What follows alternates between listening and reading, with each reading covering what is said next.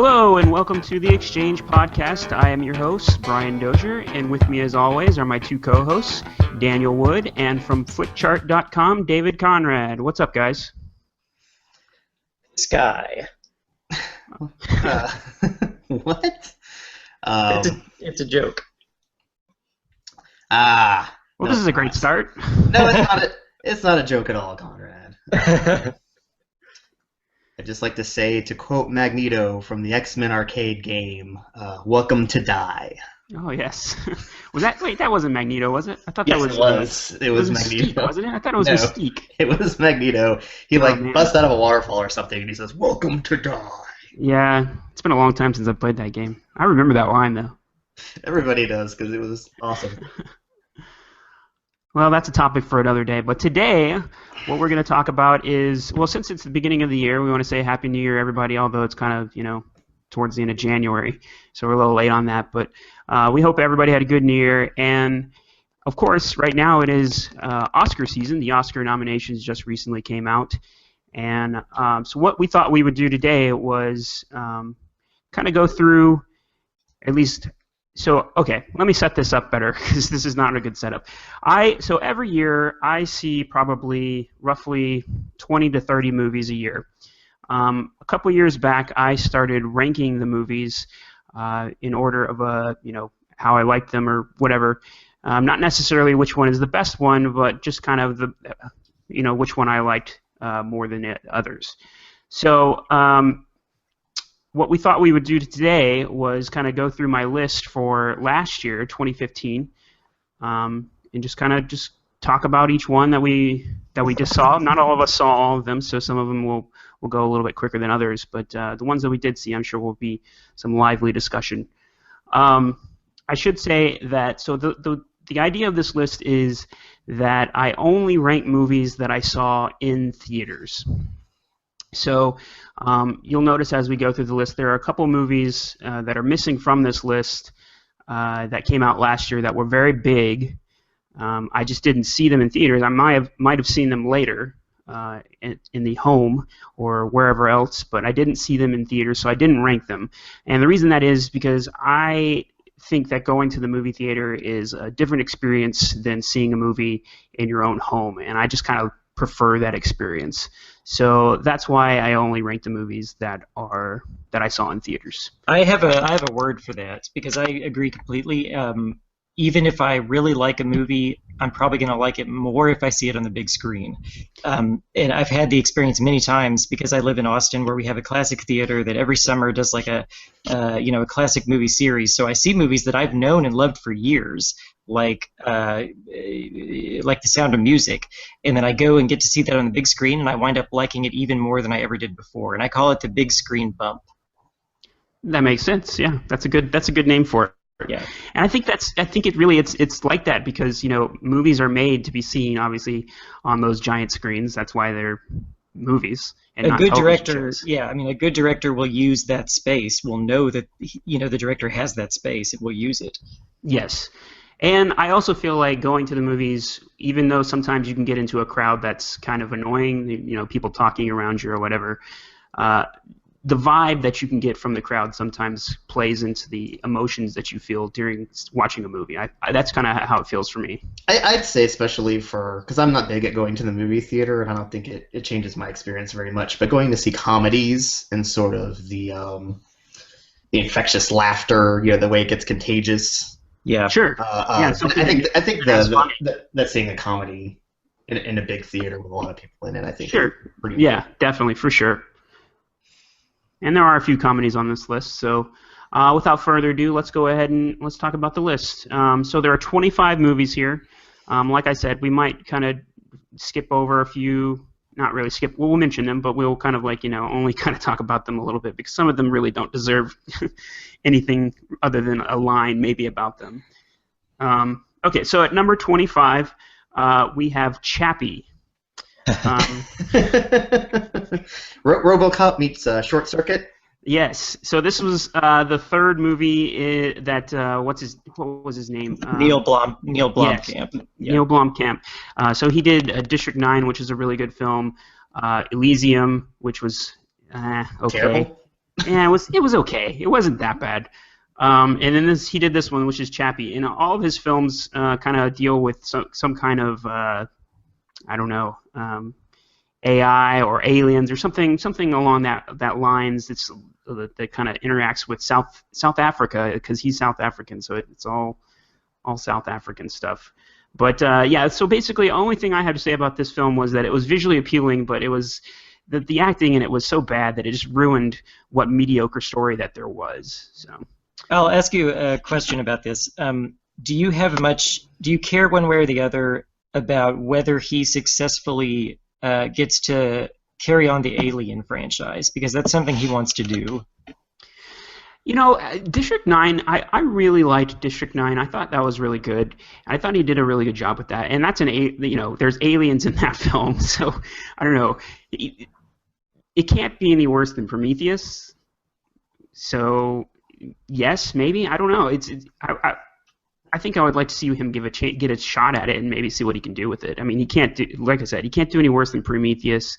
And if it's bad, then they'll just move on to the next guy. So.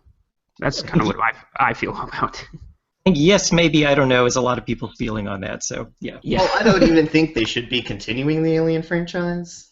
Well, I mean, they're going to do it, so you might as well get somebody that's good to do it. So. The ship has sailed. Yeah. All right, so this next film, number 24, I'm going to take a lot of grief on this one, probably not from you two, but from somebody that might be listening to this. At number 24, I have one of the Best Picture Oscar-nominated films this year, Mad Max: Fury Road. Wow. Yes. So when I saw this film, I didn't really have a lot of interest in seeing this movie. When I saw the preview for it, it just didn't look like something that would be appealing to me. I finally broke down and went and saw it, and when I was done watching it, it just kind of reaffirmed my belief that it wasn't appealing to me. I just didn't connect with this film at all. People were telling me how great it was. For me, I just didn't. I mean, like Chappie, it was very visually appealing. It's very well made, it's shot very beautifully. The problem for me was that I didn't feel that there was any character development, and there was no plot to speak of. And when I say there's no character development, I kind of got the feeling that you had to see the original Mad Max films with Mel Gibson in them in order to understand who Mad Max was in this movie. And I kind of feel like that's a poor way to develop your characters in your movies. Because those movies are from like the 80s. So it's like, a lot of people these days probably haven't seen that film, so yeah, how are you supposed to know? You should be able to walk into like a Jurassic Park and not have seen the first one and not have to care about it and just be able to see this movie and have it stand on its own. Yeah. I'm guessing we'll get to that specific example later in the list. Yeah, but I'm just saying, whenever you do these reboots or these remakes or these sequels or these soft reboot sequel type movies, they need to be able to stand on their own. Yeah, and like the whole plot of the film, from what I can tell, I mean, there is a plot, obviously, but the plot of the film is basically he's driving away from a gang with a group of women that he's trying to, save, I guess. And I guess that's a plot. That doesn't really sound like much of a plot to me. Like, why is he running? Like, other than they're trying to kill him. I mean, it just didn't really. I don't know. I just didn't connect with this movie at all. Did either of you see it?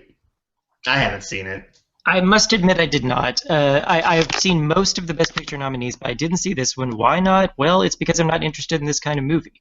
And I sort of regret that. I wish I had seen it because, everybody saw it and most people liked it, including most critics. Although I think that critics have gotten soft on these kinds of movies. I think a lot of professional critics are very reluctant to criticize the big blockbusters because, that's what people go see, and then you get called an elitist if you don't like it. I think the same thing applied to Jurassic World, which, as I said, we'll get to. I wish I'd seen Mad Max, but no, I didn't. Okay. I think you would have a lot of the same complaints that you had with Ex Machina with this film. Yeah. I remember you said very, very much so with that film. It was obviously a very well-made film, and it looked great, but Right. there was not a lot of substance in it. Yeah. And that's kind of what I had with the problems I had with this film. There's just not a lot of substance with this film. Yep. Okay, so now we're going to move on to 23. The next one is Terminator Genisys. The only thing I have to say about this is it was better than Salvation, which is Terminator 4, but the story is a little bit too convoluted. And that's pretty much all I have to say about that. I actually saw this. Oh, really? Yes, I actually watched it online, like the Thief I Am, probably a couple weeks ago. And yeah, I would agree. I haven't seen the fourth Terminator because it looked like just stupid action schlock, Oh, it was awful. and so I didn't even bother. And certainly 3, I went to see 3 in theaters, and it was just an unmitigated disaster. This was probably worse. Amelia Clarke is a great actress, and she was terrible in this movie, so I can only assume that the directing was just awful. Yeah, and I have no idea what was going on. I had no idea what was going on in the entire movie. Yeah. There were three Arnolds in it, Yeah. and I don't even know which one was which. There's so much time travel. You're just like, you don't even know what year you're in at some points in the film. You're just like, this is confusing. You know, Doctor Who shows up. I don't know what he's doing. I don't know what his character's there for. Someone gets turned into like a Borg at some point. Yeah. But you're just, at that point, you're not paying attention to, about 30 minutes in, you just stop paying attention to the movie.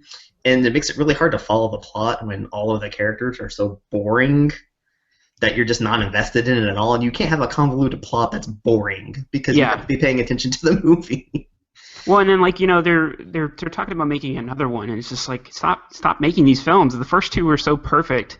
Like, you don't need to make this anymore. It just, you know, if you want to do another Terminator movie, just call it something else and give it. Well, they're going to do the opposite. They're going to take a movie that's not called Terminator, and then they're just going to throw like a Arnold in a time machine in it and just call it Terminator or whatever. Yeah, probably. Terminator Genisys 2, you know, Electric Boogaloo or something like that. Well, yeah, and like they changed the timeline in this film, like from the first two. That's why it's convoluted, because you're like, you know, everybody knows the story from the first two, so it's like they changed it with the whole idea of this Genisys program that was going to take over. It's no longer Skynet; it's this Genisys program, and it was just like, I don't understand what's like. It's going to infect everybody's smartphone or something. It's something, you know, a new generation for a new Terminator for a new generation, I guess. But it didn't really. It falls flat on its face. I have only seen the first two Terminator movies, and I love them. And I have a thing where I try very hard not to continue with franchises that I hear bad things about later on, you know? Like, I don't feel the need to complete the Terminator franchise. I feel the need to see the first one and the second one. And I'm glad I've seen them, and they're great movies, but I feel no need to see how that story continues. Well, I remember when this was, like, when they were doing promos for this right before it came out, there were some people that were saying that it wasn't that bad. So that's kind of why I decided to go see it. Was like, well, I'm kind of interested in this film, and I've got nothing else to do, so let me go ahead and see it. Obviously, it just didn't live up to the hype, I guess. Fair enough. All right, so let's go ahead and move on to number 22. I will say, so when I rank my movies, I kind of have line of demarcations where maybe at this level, everything above was a good movie or a great movie. At this level, everything was kind of mediocre, or at this level, everything was terrible. Those three at 23, 24, and 25 are probably the terrible films that I saw this year. Everything above this is either mediocre, good, or great. So let's get into the mediocre movies that I saw this year. So number 22, we have M. Night Shyamalan's The Visit. That's really all you need to say, isn't it? So my little one sentence review of this film is, it's an average film, but it had some very funny moments. And if you know anything about this film, it was supposed to be a horror film, so it's kind of odd that it has very funny moments. All of Shyamalan's movies have these unintentionally hilarious moments that I Yeah. think are supposed to be horror. Like in The Happening, I think people start like throwing themselves off buildings and Oh stuff like yes. that, and you're just laughing. You're just Yes. laughing at that completely. And I think Yes. he thinks he's some horror master. And Well, anyway, yeah, The Happening is one of those films where you see it only because it's so bad it's good. And It that's seems to me that a lot of people have an underrated M. Night Shyamalan movie that they like that everybody else hates. Because, okay, everybody agrees on The Sixth Sense, and after that, nobody agrees on anything. But there are people who will defend Unbreakable as like, oh, this is secretly the best comic book movie ever. This is what all superhero movies should be. And I personally defend the Village because I thought that the monster design was scary, and I actually kind of liked the movie, and I liked the cast, and so I think everybody has one, and maybe one day we should do an episode on M. Night Shyamalan. yeah, for most Avatar: of The his, Last Airbender was obviously his best now. yeah, well, I've never seen that one, but most of his films that I've seen, other than maybe The Lady in the Water, I haven't really felt like they've been awful. They've always been kind of entertaining to me. Obviously, The Lady in the Water was pretty bad, and I never saw The Last Airbender because I don't really care for that kind of film. I haven't seen it either. It looks terrible though. But yeah, a lot of people consider that to be one of the worst movies ever made. So, but yeah, The Happening is also one of those films that's I said is pretty bad, but it's so bad it's funny though. There's some genuinely funny moments in The Happening. I'll say this: I don't. I was very lukewarm on The Sixth Sense when it came out. What, 99? I was like, oh, okay, well that's an average movie. It's okay. And then I didn't really particularly care for any of the other movies, except for maybe Unbreakable. Yeah. And then everybody was just, oh, he's so great, he's so wonderful. Wasn't Signs great? And I kept kind of thinking he was just kind of living off The Sixth Sense for movie after movie after movie. That's the impression I get of his career, that he's still just living off The Sixth Sense, 20 years later. But no, I didn't even really think The Sixth Sense was that great. Well, getting back to The Visit here. So The Visit, as a horror film, it's terrible. It's not a very good horror film. If he's classifying it as a horror comedy, though, it's actually a really good film because, like I said, there's some very funny moments in this movie. I decided to see this movie because there was a preview that I saw, and I saw this literally basically because of this moment. They're all sitting down and they're playing a game of Yahtzee. And if you don't know the story of this film, without giving too much away, there's two children that are going to visit their grandparents for a week, and it turns out that the grandparents are kind of crazy. So while they're playing Yahtzee, they're eating cookies, and the grandmother picks up the dice, throws them down, and she yells out Yahtzee, and then she turns to one of the children and like sticks out her tongue, goes like that, and I just bursted out laughing when I saw that. So I said, oh, I'll see that film because I think it's going to be funny.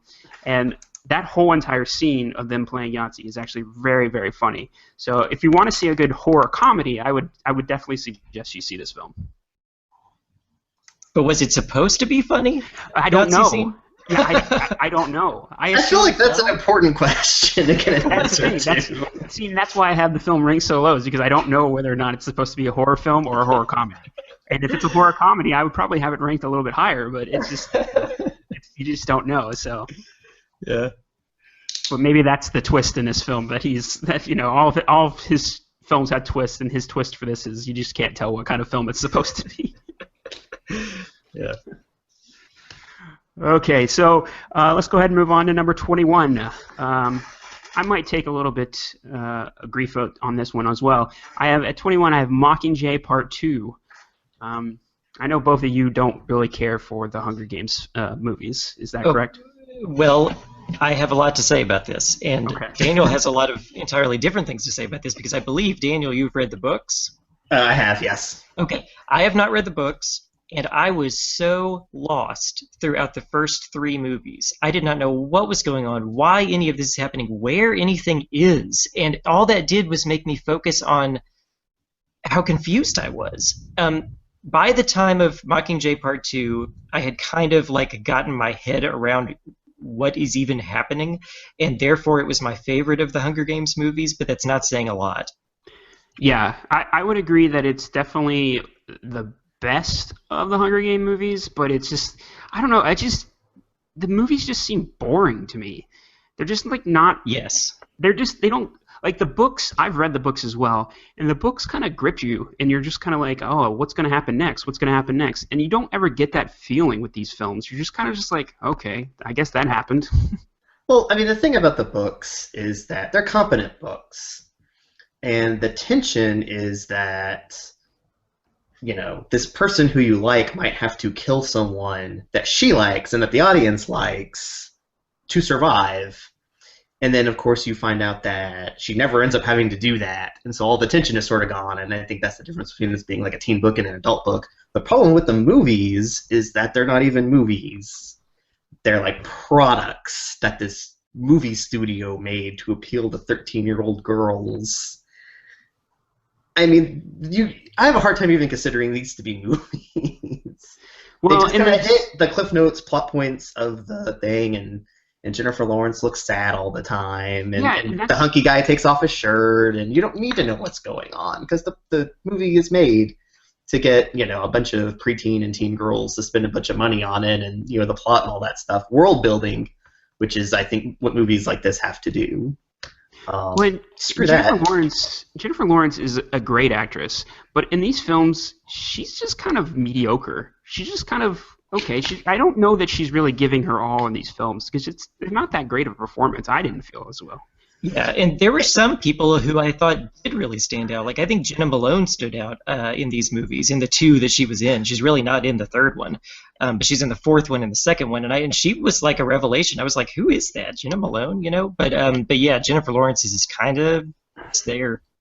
Yeah, and there's no chemistry between her and the guy that plays Peeta or Gale at all, which is kind of what these films are based on. It would be the relationship between those three. So well, this is the problem with casting someone like a Hemsworth in these movies, and I would go back to Terminator Genesis as well. It's like, let's just get this big hunky guy, you know, because that's what the girls want to see, a big hunky guy, the guy that plays Kyle Reese in Terminator Genesis. Yeah, and they're just, none of them have any personality at all. And what? Go ahead. Keep going. That's what you have to do. You have to have someone with personality. You know, Harrison Ford has all this personality oozing out of him in Star Wars. They didn't pick some guy who had like 12 abs and huge muscles and was, you know, and so, I mean, yeah, that was a huge mistake in casting. Also, casting Peeta as a guy that's like 5'4" was a bad idea. Yeah. Yeah, it's just, I don't know.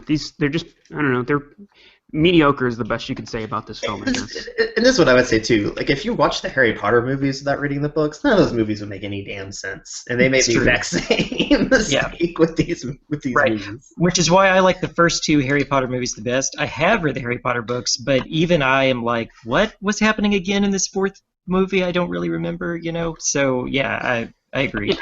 Even those films have like magic that can keep you kind of occupied. Oh, look at all the magic that's going on. And there's nothing in the Mockingjay or the Hunger Game films that keep you kind of like, oh, this is kind of magical or whatever. There's nothing really that grips you like that. And Alan Rickman is better than Woody Harrelson. Hot take. Yeah, I guess. I don't know. Have you seen True Detective Season 1? He was pretty good in that. Well, no, Woody Harrelson is good. There's no doubt about it. But I will take Alan Rickman. Rip Alan Rickman. R.I.P. Okay, so, hello, Sammy. My dog is coming in to say hello. You want to say hello to the people? No? Okay. All right, so let's move on to number 20. We've got our first comic book film, and that is Ant-Man with, what was his name? His name is Paul Rudd. There you go. I don't know why his name was escaping me there. Ant-Man with Michael Douglas and Paul Rudd. Well, and this is an important thing too. Is that the reason you forgot his name is he's very bland. Yes. And that is one of the first problems with this movie.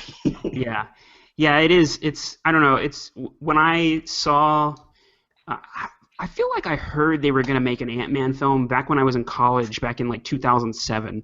So I feel like this movie has probably been in development for a really, really long time. And I remember when I heard that they were going to make an Ant-Man movie, first of all, I didn't know who Ant-Man was. And I don't read comic books very often. I read kind of the big ones like X-Men and Batman when I was a kid, but like I'm not a big comic book reader. But I do really love comic book films. So I was unaware of who Ant-Man was, and I also thought that's a really stupid name for for a comic book man. I guess it would work in the comic books, but I don't know how that was going to work on I gotta screen. say, us non-comic book people, that's how they all sound. Yeah, well, Yeah, exactly. It's like Batman, Spider-Man, Ant-Man. I mean, all of these names were thought of, in the 20s and 30s, to Well, appeal to doesn't like. Spider-Man actually come from the '60s with Stan Lee?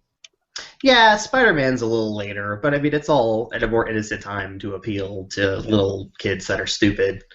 So yeah, I mean, the name is sort of silly. I mean, at least bats and spiders are a little cooler than ants, but I mean, the deal is that this is like a fourth tier superhero, which is really why the name is an issue. Whereas obviously, like Batman and Spider-Man are first tier heroes that you want to see movies made about. well, and they do kind of make light of the whole Ant-Man name in the movie, which is, at least they're kind of aware that it's a stupid name for a superhero. And I will say, I didn't know that they were going to be able to pull it off, but they did. They did at least pull off the film. I mean, it is at least entertaining enough that you're not just kind of like, this is really stupid the whole entire time you're watching it. There are some pretty cool scenes where they're small and they're fighting on a kind of like a toy train set, which is actually kind of cool. And the best part of the film, though, I thought was Michael Peña's character, who plays kind of a supporting role as an ex-con who's kind of friends with Paul Rudd's character. And he was definitely the best part of the film. His performance is really, really good. But overall, this movie is just not as fun as other Marvel movies are. Well, the problem, and I haven't seen the movie, but it seemed like it was just another competently made Marvel superhero movie, is that the more of these that they make, the more they're just sort of reduced in my mind. The more Marvel superhero movies that they make, like the harder it is for me to remember in which Iron Man did this thing happen, and which Captain America movie, Sure. But, I don't have a problem with them making a film about Ant-Man or other fourth-tier superheroes, mostly because I like the idea of having a comic book universe in the movies, and where everything kind of it intertwined with each other. It kind of, if you keep up with it, obviously it can be kind of cool to kind of just get lost in this world. So I don't really have a problem with that. The only thing I have to add to this conversation about Ant-Man is that I really enjoyed the Paul Rudd on Conan running gag, where every time Paul Rudd goes on Conan, for years and years, he goes on, he's pitching a new movie, and he says, okay, let's show the clip, and then it's actually a clip from the 1980s sci-fi comedy Mac and Me, Yes. where Paul Rudd is going down a hill in a wheelchair and then falls off a cliff. And so he did that also for his Ant-Man rollout on Conan, and I really enjoy those clips. And he always says, no, not this time, because Disney's going to kill me, or the studio's going to kill me if I do this again. So this time is not the time. It's a very Lucy in the football type of a gag, which I love. All right, so I think we probably wrapped up about Ant-Man. Let's go ahead and talk about number 19. Number 19 is Reese Witherspoon's Wild. I don't know if either of you saw this film. Wait a minute, wasn't that last year? It was, but remember, these are movies that I saw within the year 2015. Oh, okay, so this isn't even an Oscar thing where it has to be eligible for an Oscar this year.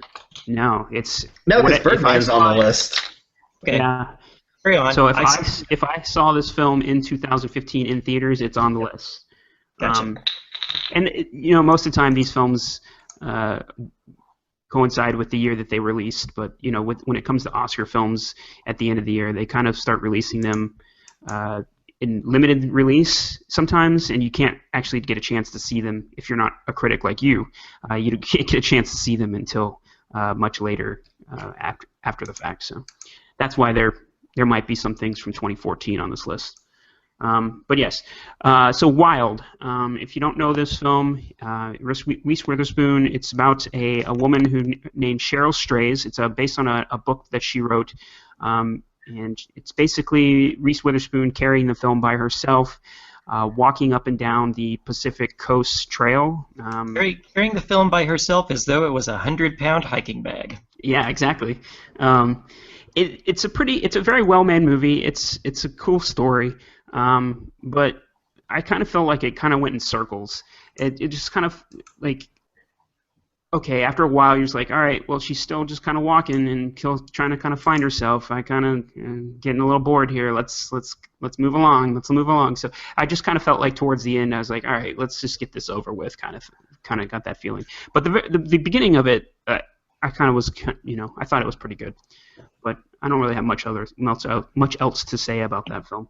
I saw the movie. I don't know whether I saw it in 2014 or 2015, but my mom has read the book, and so after we saw the movie, I saw it with my mom, and afterwards she was telling me like, oh, well, this is what really was in the book. They got this right, they got this wrong, So that helped me appreciate it a little better, but I would put it also in my like mediocre tier. Yeah, I guess I just didn't. I've never been sort of that out of touch with myself or that disillusioned with my life that I've needed to do something that extreme. So it was a little hard for me to relate to that. And then also, I felt like the movie played the rape card a little too often. Where, oh, this guy is dangerous. This guy's going to assault her, and that happens multiple times over the course of the movie. I get it. If that really did happen to Cheryl Strayed on the Pacific Coast Trail, then they have to show it. But I also felt like it's sort of I've been on trails in national parks, and there's lots of women. Women are not afraid to go hiking alone, and I don't think they're constantly getting assaulted while they're doing it. So I felt like that was partly just for dramatic tension, but I don't know how often it really happened to Cheryl Strayed, so I can't say.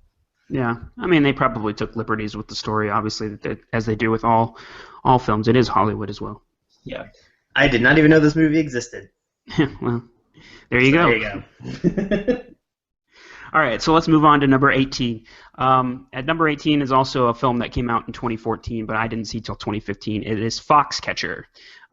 So this is the movie about the wrestlers that went and stayed with what was his name? Oh, can't remember his name. Member of the DuPont family. Yes. Yeah. And I literally just watched a documentary, the actual documentary they made for ESPN about the story, and I had not seen that documentary before I saw the Foxcatcher, obviously. And after seeing the documentary, it made me kind of downgrade the movie even more because the documentary kind of tells the story as it really actually happened. And speaking of taking liberties with the actual story, Foxcatcher does take a lot of liberties with that story. Steve Carell is great, but like I said, it's just some of the things that are in there aren't actually what happened. The movie overall is kind of okay, but not much else to say. Neither of you saw this. Nope, I plead the fifth on that one. Yeah, okay. So we'll go ahead and move on to number 17. So at number 17 is a movie that got a lot of press when it came out, and for good reason. It's American Sniper. Did either of you see this one? I did not. In my defense, I was not a paid film critic in 2014. Okay. So I really, for the most part, I don't like Clint Eastwood movies. The way that his style just isn't my cup of tea.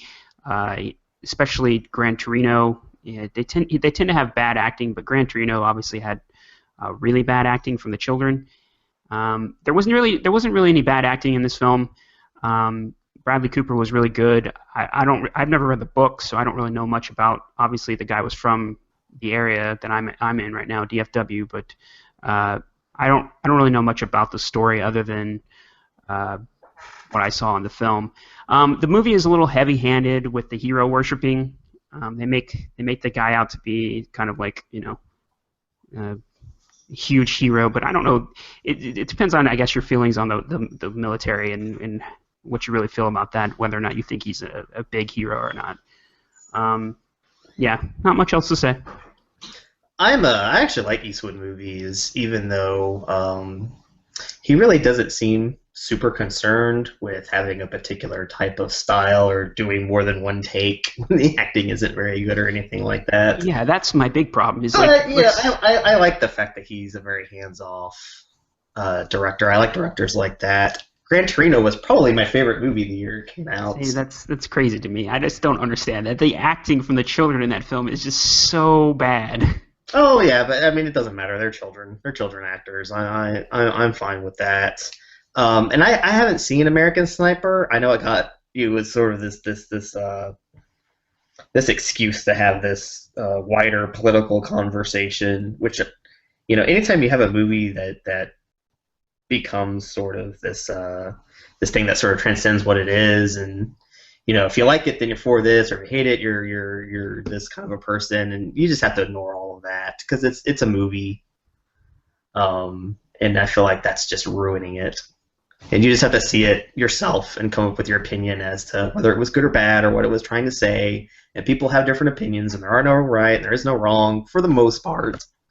So Yeah, go Bradley ahead. Cooper, I think Bradley Cooper finds himself in an interesting situation, particularly vis-a-vis directors, because he's either with like a hands-off director like Clint Eastwood, or he's with a super hands-on director like David O. Russell, and people kind of don't really like either one. A lot of people criticize David O. Russell, think he hasn't made a good movie in many years. That his movies are way too stylized and over the top. Yeah, I guess if you mean many years, Silver Linings Playbook is many years, but I mean, I felt that was a really good film, but yeah, that's neither here nor there. Yeah. I guess, and the Academy likes them because Bradley Cooper has been a multiple nominee for the Oscars, and so is David O. Russell, and so is Clint Eastwood. So the Academy likes them, but yeah, they do, like, sort of out in the public, seem to get a more mixed reaction. Yeah. Well, and so the big thing I took from this film that I remember is talking about going to see a movie with the crowd and kind of the vibe you get from the crowd. So there's a point in the film where there's kind of this rivalry between him and another sniper for the Iraqis. And at one point, he eventually kills the sniper from the Iraqis with this magical, like really, really, really long distance shot, which actually didn't happen. If you go back and and find out that actually didn't happen, but so it happens in the film. And when that happened, people in the crowd started like cheering and clapping, and I was like, man, this is really weird that you're clapping this guy's death. I know that he's a bad guy, I guess, in the movie, but I mean, he is a human being, and it was kind of weird and kind of odd for me to experience. I feel like I'd have to see the movie because if he's played up as sort of this, mustache twirling villain, then it's fine. But if there is some ambiguity to it, and they're trying to make a real, in quotations, war movie where there are no good guys or bad guys, and it's just a bunch of people in a situation, then yeah, that would be kind of weird. Yeah, I mean, he's not really made out to be like a huge villain or anything. Like, you don't really know much about him other than the fact If that you see him take out a occasionally few kills Americans, somebody. I mean, if you see him take out a few Americans, though, then I guess that's probably the line. Yeah, I mean, he does, but I mean, I don't Yeah, know. he's just doing what he's supposed to do, just like Bradley Cooper's doing what he's supposed to do, and I think we all kind of understand that. But yeah, I can see it. Yeah, it was just an odd feeling. I was like, that's not really something that I would clap for myself. That was just me. But whatever. All right, so let's move on to number 16. Right now, so at number 16 we have our first true comedy of the film list here, and that is Spy. I don't know if either of you guys know about this film at all, but it is a Melissa McCarthy film.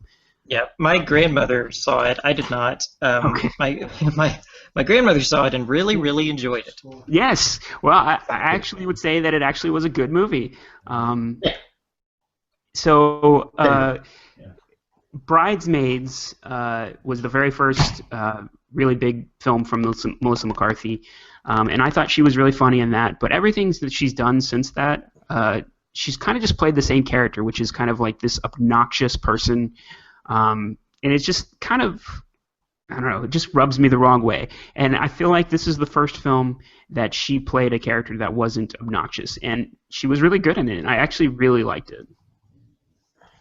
Cool. Right, that's good to hear because I actually steered clear of it partly because I don't like Melissa McCarthy. I've not enjoyed her in the things I've seen her in. I saw Heat, for example, with her and Sandra Bullock, and it's just her constantly telling Sandra Bullock she needs to loosen up, and be more blue collar and, uh, chugging beers and belching and scratching herself. It's that kind of comedy, and I just don't find it funny at all. Yeah, I don't find it funny, and it's also not subverting our expectations about Melissa McCarthy. Like, that is the kind of character who you would expect her to play because Hollywood casts fat people in like comedic, big schlubby roles, and I don't see what's revolutionary about this. Yes, yeah, and she definitely does not play that character in this film.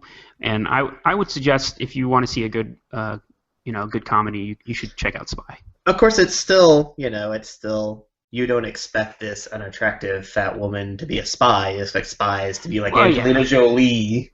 They do play on that a little bit, but it is done well. I feel like, I don't want to talk too much about it, give too much away, but no, to me she's Larry the Cable Guy, so I will steer clear of her movies probably until I'm given a really good reason not to. She was in a good movie. I didn't. It's not on the list because I didn't see it in theaters. But she was in a really good movie last year. She played a supporting role. It was a Bill Murray movie called Saint Vincent, and she was actually really good in that too. Isn't he like the obnoxious neighbor or something like that in that movie? Yes. Yeah. So that one's really good. But obviously that's not on the list because I didn't see it I didn't see it in theaters. All right. So do you guys have anything else to say about this? No. Okay. Nope. All right, so we'll move on to number 15. Another comic book film is Kingsman. And this movie this movie came out in that time of the year, February, basically around Valentine's Day, where that the movies are coming out then because they're not very good. That's typically when movie studios will release stinkers or at least movies that they think they're going to be bad because they don't feel like they would be able to do very well in the summer blockbuster season or during the award season of November and December. But I got to say that I actually enjoyed this film. It's actually really funny. It has some great action in it. Has everything that you'd want out of a comic book movie. It's funny. It's got good action. The R rating makes it feel a little bit more fresh because usually these comic book movies are PG-13. But yeah, it's actually a really good film, and I would highly recommend it if you want to see a good comic book movie. I wish I'd seen it. Once again, I must say to my shame that I did not, simply because, I don't make a point to get out and see comic book movies. I want to do better. I want to see more of them and see more of them early so that I can review them for Flick Charts so that all the movies I'm reviewing are not just like, really obscure movies. Really obscure art house dramas. So, yeah, I wish I'd seen it. One thing from the trailer, I couldn't tell whether it was, like, animated because it's Colin Firth's face, but it doesn't look right. It looks like he's been sort of quasi-digitized. Is that correct at all? I don't think so. I wonder why it looked that way to me, because the trailer shows like this massive like bar fight or something. Yeah, well, I mean, there are some like scenes where somebody gets punched in the face, and so you see their face ripple or whatever. Yeah, there's stuff like that. That's probably digitized, obviously. Okay, so it looks like it has like an interesting aesthetic. Yeah, it definitely does. It's done by Matthew Vaughn, who did the Kick-Ass films, which is also another comic book movie, R-rated film. Yeah, it's a very interesting movie. It's good at, like I said, great action and definitely some funny moments in it. They're making another one. It was really great counter-programming, I thought, to the Grey movies. What are they called? 50 Shades of Grey. Yeah, that's what it is. So it was great counter-programming to that, I thought, the weekend that it came out. You did Grey movies. Are there more than one of those? They're making. There's going to be another one. Yeah, there's going to be another. Because isn't it like 3 or 4 books or something like that? Yeah, I think it's like 4 books or something. Yeah, well, they're not ending. They're going to continue to make those. All right. Well, I guess you don't really have anything to say to that. That's probably the best. Silence is probably the best response to that. Okay, so we'll go ahead and move on to number 14. Another comedy, and that is Amy Schumer's Trainwreck. and I thought this movie was pretty damn funny, and it was really good.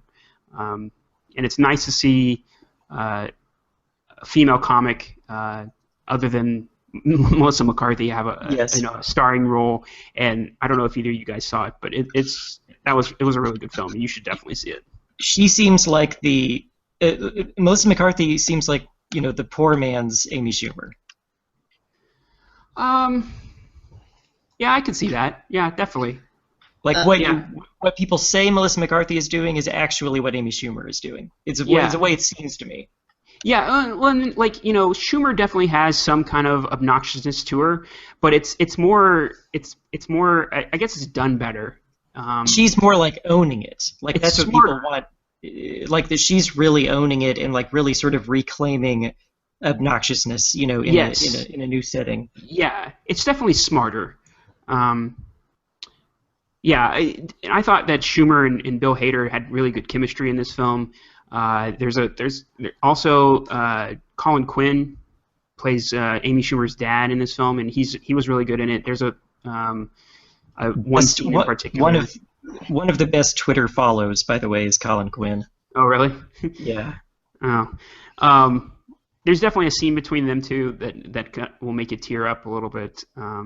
Yeah, it's definitely it's funny. It's emotional. It's a good movie. Definitely I would should see say it. I haven't seen it, but the only thing I know about Schumer, because I haven't seen any of her movies or any of her TV show or any of her stand-up or anything like that, but her sort of meteoric rise over the past couple of years reminds me a lot of Louis C.K., where he was just he was on Parks and Rec and he was doing his stand-up, and then he just kind of exploded, and then like in 2013 or 2014, you were like a complete idiot if you weren't just absolutely in love with Louis C.K. and not in a disparaging way, because he is probably the best comic out there right now.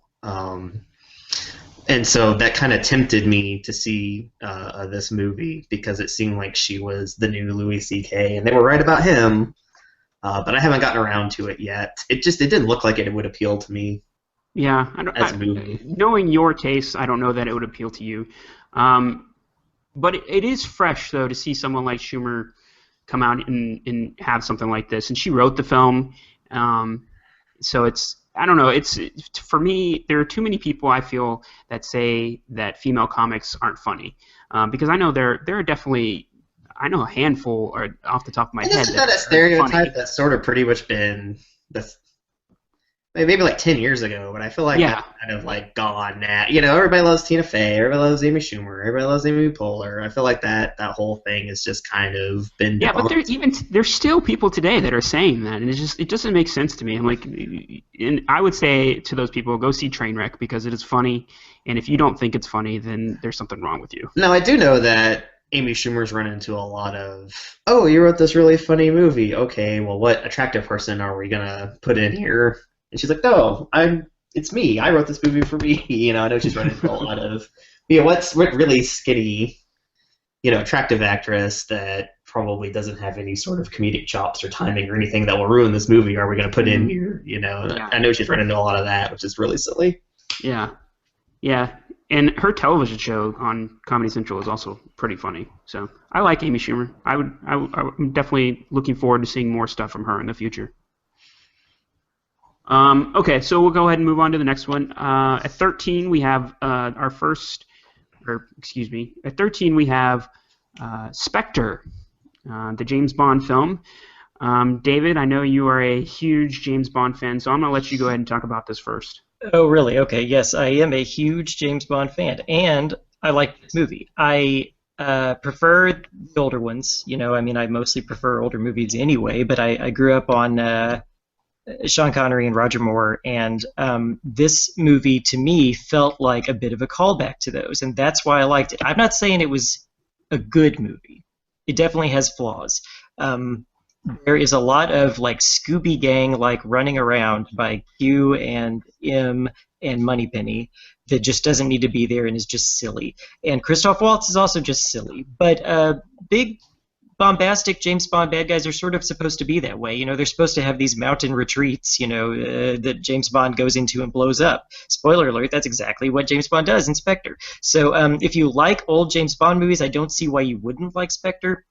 The only real drawback to it is that they're continuing with this serialization thing where we find out a little bit more about James Bond's past every single time Daniel Craig comes out, with a new movie. And I'm tired of that. I think everybody's tired of that. I don't think anybody wants it, and I hope they stop it. I hope they get rid of it. But I don't think they're going to get rid of it. Well, I need to jump in here because so my feelings on the film, like you said, I felt like this film was more true to older Bond films than any of the other Daniel Craig Bond films.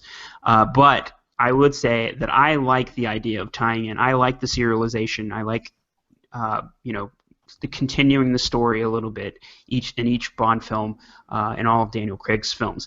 The one thing I will say that the way that they tied it up, it just seemed a little bit too convenient for the story. That was just my feeling. Like they almost felt like when they came out with Casino Royale, they were like, all right, let's kind of start tying these things in. And by the time they got to Spectre, they had written themselves maybe into a corner, and so they kind of just conveniently ripped things off a little bit easier than it should have been. But I can see how somebody that loves the Bond films wouldn't like that, because obviously the older ones don't really have that going for them. Right, or at least I don't want it about Bond. I don't mind it when it's about Judi Dench, and there was sort of a Judi Dench arc from GoldenEye with Pierce Brosnan in 1995 up through Skyfall, and even on into Spectre. There's like this Judi Dench arc, even though, as I wrote about on Flickchart, if you try to put the Bond films into like a logical order, she can't possibly be playing the same M in the Brosnan movies as she is playing in the Craig movies. But that's a conversation that I could go on about at much greater length at another time. Well, yeah, because she was the new M in GoldenEye, but then Bond was the new Bond in Casino Royale. So yeah. But no, I didn't like Casino Royale, and I didn't like really any of the Bond movies. The last one, I haven't seen this one. I haven't seen Spectre. What was the one before that? The third Daniel Craig one was the one I liked the most. Skyfall. Yeah, Skyfall was the one before. Javier Bardem. Because I like old Bond, and I like Q, and I like Moneypenny, and I like it being sort of wink-wink silly. It can't be Ice Fortress, Pierce Brosnan, like you're taking it seriously. Well, I mean, that's pretty silly. Ice Fortress is pretty silly. Yeah, that one. Well, I mean, that's too far. Yeah. And it wasn't like a wink. It was like, this is a really serious movie where there's an ice fortress. And so, but yeah, I mean, Casino Royale to me was just this Hollywood fascination with, we gotta make James Bond gritty, we gotta make Superman gritty, we gotta make everything into the Dark Knight, we gotta make everything gritty. Yeah, I did. That was why I didn't like Casino Royale. Spectre definitely has a balance between the two. I mean, it's not super campy, but it does have some camp to it. Yeah, you just have to have those little wink moments. You can make a serious movie, but if it's James Bond, then this guy has to have this. The villain needs to be, sort of this larger than life. It can't just be like in Casino Royale, like the main villain just kind of gets killed, like 70% of the way through the movie, just by some random guy, and then he's dead, and it. Well, if you watch Spectre, you'll realize it wasn't so random. Oh yes, and of course it's the lost version of continuity where it's like, okay, now we're at the end, so let's pretend like we were planning all these things while we really weren't at all, and make it seem like it all ties together when really we were just making it up and hoping, and just make it up as we go along. Well, so David, Brian, go I have a question. How many films were on this list again of yours? 25. And where's Spectre? 13. Okay, and I personally also have a list. I actually saw 32 movies in the new theatrical releases in 2015. They just weren't the same 25 as you saw. But out of the 32 I saw, I actually ended up putting Spectre at my number 8. Oh, okay. Oh, so in the solidly, like in the good portion of the chart, yeah. Okay. Well, I wanted to ask you, since Daniel Craig seems to be finished with Bond, I think that's not the case. I think that he said he was going to be finished, and then I heard that they offered him a new, bigger contract, and he accepted. So I think he was just angling for another few $1 million on top of the regular few $1 million. Okay. Really? Because I thought he was going to jump ship and finish those Golden Compass movies that we've all been dying. Oh yeah, can't wait. And I was going to ask you who you might think would be a good Bond for after this, but since he's continuing on, I don't know. I want it to be an unknown. Sean Connery had been a male model and had appeared in a few movies that were not known widely. Well, he had a very small part in The Longest Day, which was a big movie, but everybody was in that movie. Roger Moore had been a TV star. George Lazenby had been an underwear model. Timothy Dalton, they had approached him before, but I don't want it to be somebody who's a huge name. I want it to be somebody who's done a little bit of TV work in England or something. Maybe not one of the Doctor Who's, because I don't think any of them are sort of sufficiently action-y, punching people, type guys. But somebody who I haven't heard of is who I would like. Well, I know that he's definitely a big name, but what would you think about an Idris Elba kind of? I would be fine with. They've been talking about that for years. Everybody always says, "Oh, Idris Elba should be Bond. Idris Elba should be." He's way too famous. Way too famous. I think the ship has sailed on it. I would have not minded it a few years ago. I think doing something like that where you cast somebody who's not white would be okay. I do want it to be somebody from the British Empire. I don't want them casting an American. Do you think they'd ever do a woman? I would like to see them try. I think it would be an interesting experiment. I care more about it being from the British Empire, from a Commonwealth country, than I care about the gender or the race. Yeah. I don't know that it's coming up anytime soon. Okay. But yeah. All right. Well, that's something that we'll have to look forward to, I think, in the future. All right. Let's move on to number 12. We have another comic book film. It is the second edition of the Avengers, Avengers: Age of Ultron. And I've kind of felt like this movie was a letdown after the first Avengers movie, and the second Captain America movie, but it was still a pretty decent film in my estimation. I think the actors actually play off pretty well off each other. There's pretty good chemistry between all of them. And there's definitely one scene.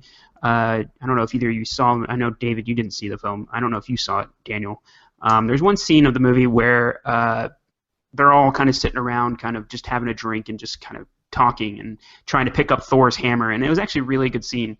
One of the best scenes in the film, I thought. And it just kind of showed how those actors play pretty so well off of each other. Well, I haven't seen the movie, but I have seen that scene because I believe that almost that entire scene is one of the trailers for the movie. Yeah, it was in the trailer, but it wasn't the whole entire scene. And it did look fun and all that. And I have heard that it's a letdown, so that's why I decided not to see it, because I am very conflicted about the first Avengers movie, which everybody loved, and that I really can't decide if it's a good movie or not. I really can't decide if I liked it or not. And it basically boiled down to the fact that I think I really hated the first half of that movie. And the second half of that movie, which is just a huge battle in New York, I enjoyed that. I thought it was well done. I thought the action was good. But I thought the first Avengers movie was just okay. And then I heard this was worse than that. And so I was just, no. Well, the thing about these films is they're all formulaic, obviously. And so you have that formula of, are they going to get together? They need something to unite them, and then they eventually unite, and then they fight and whatever. So it's obviously a formula. But the reason I thought the Avengers was so good is just because it was funny, and you were just able to just get lost in the film, like you lived in that world. And I felt like the acting was really what kind of seeing all the costumes together was neat, and seeing all the different storylines converge was neat. And I'm assuming that's what happened again in this movie. All the new storylines from all the new movies converged. But it's just, it just looks so bad. Yeah, it just looks so boring. What I want out of my comic book films is I want to be able to just turn my brain off and just kind of just get lost and just have fun. And for the most part, most Marvel movies do that. And I kind of feel like as Age of Ultron does that, it doesn't do it as well as the first Avengers film for me. And the thing about when people say that is you don't want to completely turn your brain off, because we're not watching Transformers here, where you're just being like offended the entire movie and just bored to tears the entire movie. My problem with the first Avengers movie was like the whole first half of the movie is that none of them liked each other. and they all like bickered, and they got into like a physical confrontation between the really big stars, and it was just all contrived, and it was all I mean, boring, and there was no reason for them not to like each other. There was no well, reason for them to obviously. fight each other, and they just made it up because they're like, oh, it's a comic book movie. We have all these people here, so they have to fight each other. Well, sure. It looks just like the Batman Superman movie, where apparently they're gonna fight the whole first half of that movie. Why? No good reason other than like it's just bad fan fiction. I could go online, I could read about Batgirl fighting Supergirl, and then they start making out, and then they go beat up the bad guy. Like that's what it seems like to me. Well, sure, but I mean, when you are a superhero like that, you probably do have an ego, especially when you're used to doing things on your own. So, I couldn't. It doesn't really. It's not really out of the realm of possibility that a lot of egos get into a room and they fight. So, I mean, it's not that contrived. I didn't feel like. Yeah, fair enough. Okay, so we're running really long here, so let's move on to number 11. And at number 11, I have another Oscar-nominated film for this year, Bridge of Spies. That is the Steven Spielberg Cold War history. David, you just saw this film. What do you have to say about it? I'm freezing up here because I didn't like the movie, and I wish I had. I feel bad for not having liked the movie. I thought it was just more American triumphalism from Steven Spielberg, who seems to only be interested in making historical movies when he can focus in on a great man and make the music swell while we stare reverently at him. He's, with a light behind him, framing him heroically, and we all stare and pat him on the back, for what a great job he did. And isn't America wonderful? Don't we have the best legal system in the world, guys? As long as principled people stand strong, America will always be the best in the world. And that was what this movie was to me, and I didn't like it. I'm not saying I disagree with any of that. I have those impulses, and in most rooms, I will be the one saying that stuff. But when I'm in a room in a theater with Steven Spielberg saying it to me, I just want to argue against every single thing he says and every single thing he does. Okay. You have very, very Fair enough. opinion about Steven Spielberg. I like early Spielberg, and I don't think that's a completely unheard of opinion to have, to say that Spielberg did his best work in the 70s. Okay, yeah, well, what did you think of Saving Private Ryan? Because that's another history film that he did. That would be my favorite. Even Schindler's List is okay. Also, I don't think that these films are like actively bad. Steven Spielberg is a guy who knows how to make movies, and Saving Private Ryan, Schindler's List. If I'm gonna go with a Spielberg historical movie, then those two are the ones. But I'm talking Lincoln, War Horse, for goodness sake. Of Spies, even Munich, I thought was just not that good, And Munich was a more morally complicated one, though. That one I have to say is not, American triumphalism. I thought Lincoln was especially bad, and Bridge of Spies was really no better. Yeah, I mean, Bridge of Spies, it's a well-made movie, obviously. It's Spielberg. I feel like the only reason that it got the nomination, though, is because Spielberg. I mean, when's the last time Spielberg made a movie that didn't get nominated for Best Picture? Could you guys... I mean, literally. No, I have no idea. War of the Worlds, I would imagine, didn't get nominated. Yeah, I think that probably is it. That was like the early 2000s. Ferociously bad, but yeah, so this one also, I mean, was the script was punched up by the Coen brothers, and I love the Coen brothers. I don't think I've ever really disliked anything that they've done, and I can hear Coen Brothers elements in the Bridge of Spies script. Like there's a line that Mark Rylance says repeatedly. He says, "Would it help?" Yes. Tom Hanks says to him, like, "Well, why aren't you worried that you might be executed for being a spy?" Mark Rylance says, "Would it help?" And that becomes a running gag, and that had to have come from the Coens, because it's that like deadpan dark humor that they like to do, gallows humor. But even that didn't save the movie for me. And see, and the reason I have this film ranked where I do is because I thought that the acting was really good. I thought Hanks was very solid. He's always really solid in all the films he ever does. But I thought Mark Rylance was amazing as he was a supporting actor. And I don't know if he's going to win supporting actor, best supporting actor, but I feel like he's probably I think a very strong candidate. there's some people in Spotlight who are going to have something to say about that one. Well, we'll get to that movie eventually. Isn't Stallone a lock for supporting actor? I mean, isn't that like conceded at this point? He did win the Golden Globe, so I don't know. And the Critics' Choice Award. Oh wow. Yeah, I haven't seen that. I never saw it. We're not gonna get to Creed. I did not see Creed, so I don't know. I'm dying We'll do that to next see year. it, frankly. Really, you actually want to see Creed?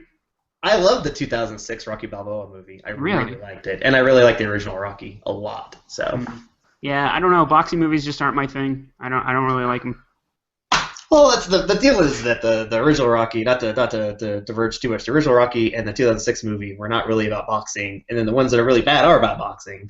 Yeah. Whereas the other ones are about the characters. But anyway, moving on. Yeah, okay, so we're running really long here. We're over an hour right now. So what I'm going to do is we're going to cut it here, and then we're going to create a second episode for the top 10. So you can check our next episode. I'll put them up at the same time. So I just want to cut this one. So if anybody wants to stop right now, they can stop, and then. Or you could spread them out to build the tension. Oh yeah, we could figure something out. But we're going to cut it here, and then we'll do the top 10 here. So that is our top. That is 25 through 11, And by our, you mean your, because I have an entirely separate top 32. Yeah, that's true. That is I saw my like top, 4 movies this year. that is my 25 through 11. We're going to do the top 10 in our next episode. So let's go ahead and sign off here. David, you can always be found at flickchart.com/blog. Is that right? That is right, and on Twitter at David A. Conrad. Okay. Oh, and brand new, davidaconrad.com. Oh, yes. Don't forget that one. Where you Damn also you, David post... Conrad, for not selling your URL. Yeah, that guy. screw that guy. All right. So, and Daniel, you can be found on Twitter at what handle? It's a BU lawyer. Okay. So at BU Lawyer. And of course, I am found at Brian Dozier, Brian with the Y. So that is all for this episode. Be sure to check our next episode where we're doing the top 10. See you later.